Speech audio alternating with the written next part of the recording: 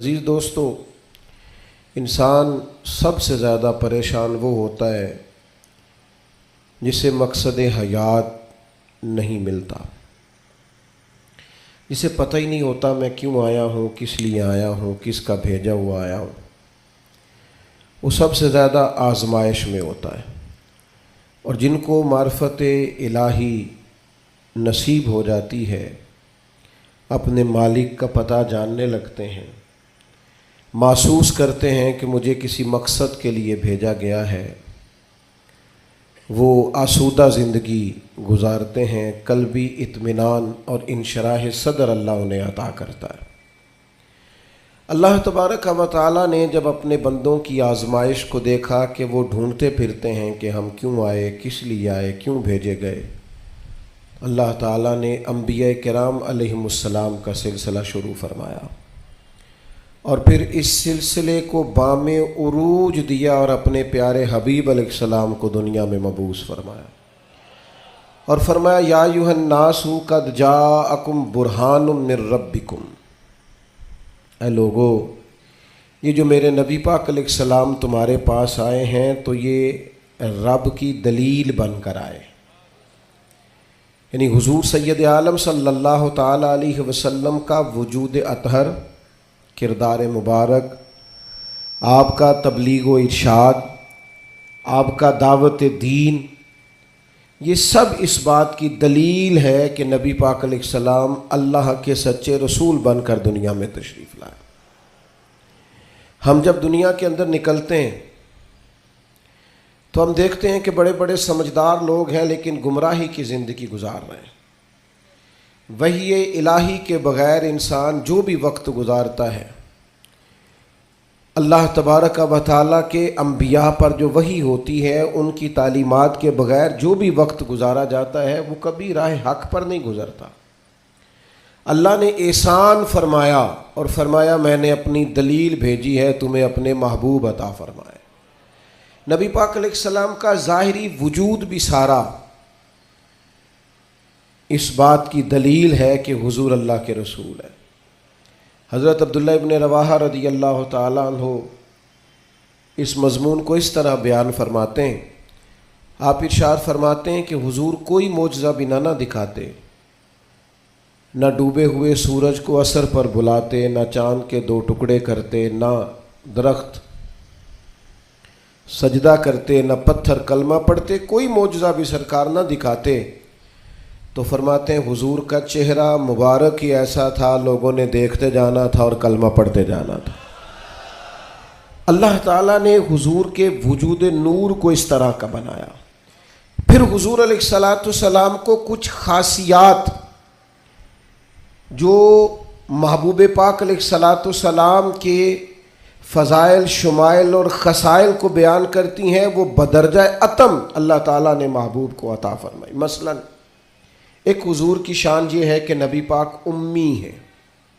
امی کا معنی یہ ہے کہ حضور نے دنیا میں کسی استاد سے آ کے پڑھا نہیں، حضور سید عالم علیہ السلام کسی مکتب میں نہیں گئے۔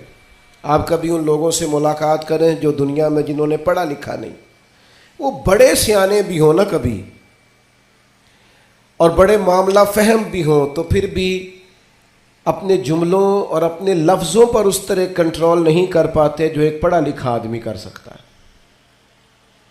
نبی پاک علیہ السلام امی ہیں، سرکار نے دنیا کے کسی استاد سے نہیں پڑھا، لیکن یہ دلیل ہے نا میرے نبی کے سچا رسول ہونے کی کہ حضور نے علم و حکمت کے وہ موتی عطا فرمائے ہیں کہ دنیا حیران رہ گئی۔ یعلمہم الکتاب والحکمہ، اللہ فرماتا ہے یہ تمہیں کتاب بھی سکھائیں گے اور دانائی بھی سکھائیں گے۔ جو فلسفیوں سے کھل نہ سکا اور نکتہ وروں سے حل نہ ہوا، وہ راز ایک طیبہ والے نے بتلا دیا چند اشاروں میں۔ حضور علیہ السلام دانائی، حکمت، تدبر، فہم و فراست۔ آپ سرکار کا کوئی ایک فرمان پڑھ لیں، حضور کی کوئی ایک حدیث پاک آپ لے لیں، اس کی معنویت میں اتریں، اس کی گہرائی اور گہرائی کو آپ دیکھیں، آپ حیران ہو جائیں گے۔ صدیوں کے ادیب، شاعر، حکما وہ اپنا سارا کلام لا کے وہاں قربان کر دیں تو گرد راہ تک نہیں پہنچ سکتے. جو تدبر اللہ تعالیٰ نے نبی پاک علیہ السلام کو عطا فرمایا. آپ غور کریں, حضور مدینہ طیبہ تشریف لائے. اب پیار کرنے والا ہر آدمی ہی قابل اکرام ہوتا ہے. محبتوں کا خراج ہمیشہ انسان کو قرضدار رکھتا ہے.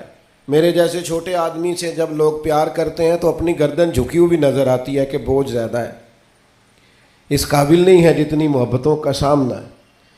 تو اب سب محبت کرنے والوں کی دل جوئی کرنا, ان کے معیار پر پورا اترنا, ان کے معاملات کو دیکھنا, یہ آسان کام نہیں ہوتا. کسی درویش نے کہا تھا میں دوست تھوڑے بناتا ہوں, اس لیے کہ دوست زیادہ ہوں تو حقوق بھی زیادہ ہوتے ہیں. تو میں اتنی وسعت نہیں رکھتا کہ میں سب کے حق ادا کر سکوں. نبی پاک علیہ السلام مدینہ طیبہ تشریف لائے تو ہر آدمی کی خواہش ہے حضور میرے گھر آئیں, حضور میرے گھر آئیں.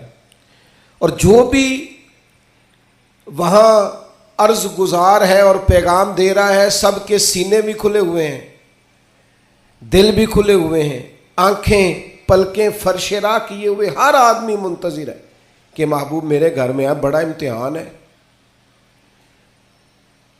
کس طرح کر کے سب کی چاہتوں کا جواب دیا جائے. تو یہ ذرا دیکھیے اس امی لقبی محبوب کی حکمت اور دانائی. محبوب فرمانے لگے بھی میری جو اونٹنی ہے نا یہ معمور من اللہ ہے, میں گویا خود نہیں فیصلہ کرتا میں نے کہاں جانا ہے, جہاں اونٹنی بیٹھ جائے گی میں مہمان بن جاؤں گا. انداز دیکھیے, نبی پاک علیہ الصلوۃ والسلام نے نا اونٹنی کی لگامیں اس کی گردن پر ڈال دیں. اب وہ اونٹنی چلتی جا رہی ہے, تھوڑی آگے جا کے ایک جگہ پہ وہ بیٹھ گئی, لیکن اس کے بیٹھتے ہی حضور اترے نہیں, محبوب بیٹھے رہے. ابھی سرکار کی اونٹنی پوری طرح بیٹھی نہیں تھی, پھر اٹھ کے کھڑی ہو گئی اور تھوڑا سا آگے چلنے کے بعد حضرت ابو ایوب انصاری کے دروازے کے سامنے بیٹھ گئی. اور وہ اس طرح بیٹھی کہ اس طرح جم کے بیٹھی کہ اس نے اپنی گردن بھی بچھا دی.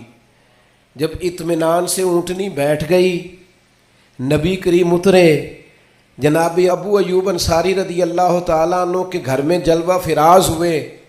یہ وہ دانائی تھی میرے کریم محبوب کی, وہ حکمت تھی کہ کسی محبت کرنے والے کو اعتراض کیا ہونا تھا, سب کا قربان ہونے کو دل کر رہا تھا.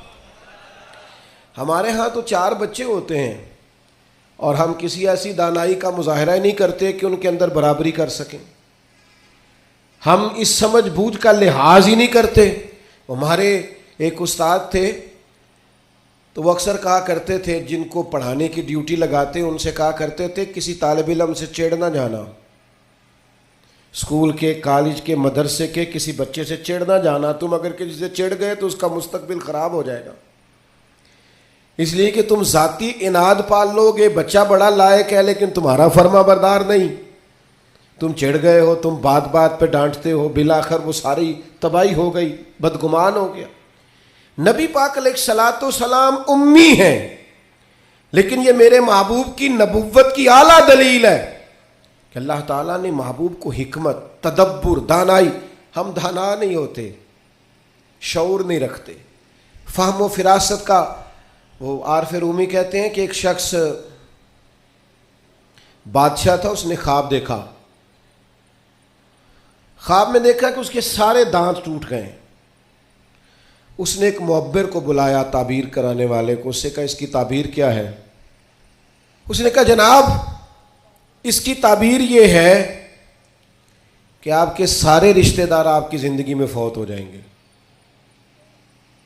اب وہ بادشاہ اتنا ناراض ہوا, اس نے وہ تعبیر کرنے والا بھی قتل کروا دیا. اس نے کہا وہ بھی کوئی زندگی ہے جس میں نہ بھائی ہو, نہ بہن ہو, نہ بچے ہو, نہ بیوی ہو, نہ ماں ہو, نہ باپ ہو, مروا دیا. ایک اور آدمی تعبیر کرنے والا تھا پر وہ دانا بھی تھا, اس کو بلایا اور بلا کر بادشاہ نے کہا میں نے خواب دیکھا ہے, خواب میں میرے سارے دانت ٹوٹ گئے, تعبیر بتائیں. تو وہ کہنے لگا بادشاہ مبارک ہو, اس کی تعبیر یہ ہے کہ اللہ تعالیٰ خاندان میں سب سے لمبی عمر آپ کو عطا فرمائے گا. بادشاہ نے اسے انعام دیا, کہا تو جیتا رہ, کیا تو نے بات کی ہے. اب میری بات کو سمجھیے گا، تعبیر اس نے بھی وہی بتائی ہے جو پہلے والے نے بتائی، لیکن پہلے والے نے کہا تیرے سارے رشتہ دار تیری زندگی میں فوت ہو جائیں گے، اس نے اسے بھی مروا دیا۔ بات اس نے بھی وہی کی ہے، لیکن بات گرچہ بے سلیقہ ہو کلیم، پر بات کرنے کو سلیقہ چاہیے۔ آپ بے سلیقہ بات بھی کریں پر سلیقے سے تو کریں، کوئی لہجہ ہی نہیں، حکمت ہی نہیں، کوئی دانائی نہیں۔ دوسرے نے کہا اللہ تعالیٰ آپ کو سب سے لمبی عمر عطا کرے گا، تو بات پھر بھی وہی ہے کہ باقی سارے چلے جائیں گے اور آپ موجود ہوں گے، لیکن اس میں دانائی ہے نا۔ حکمت آپ کی اس خوبصورت اور پروقار تقریب کو اور ہماری حاضریوں کو قبول فرمائے۔ وما علینا الا البلاغ المبین۔